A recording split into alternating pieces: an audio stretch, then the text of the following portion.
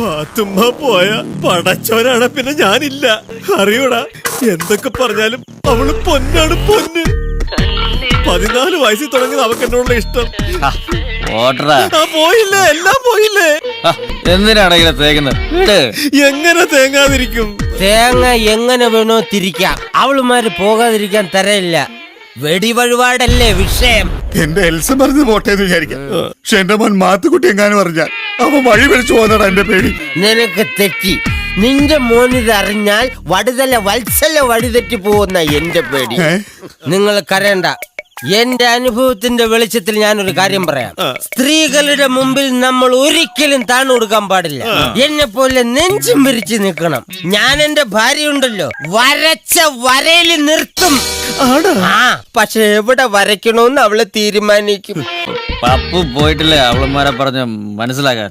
അവൻ പോയിട്ട് എന്തുണ്ടാക്കാൻ? അവന്റെ ഒറ്റൊരുത്തന്റെ സൂക്കേടല്ലേ ഇത് ഇവിടം വരെ എത്തിച്ചത്. അവന്റെ കാര്യം ഇന്ദു അതൊട്ട് ചാൽവാവോ? അതുമില്ല. അത് ശരിയാ. ഇന്ദു അവനായിട്ടുള്ള പ്രശ്നം തീർത്താ കോളേജിലെ ക്നാപ്പ് പരിപാടി നമുക്ക് അവസാനിപ്പിക്കായിരുന്നു.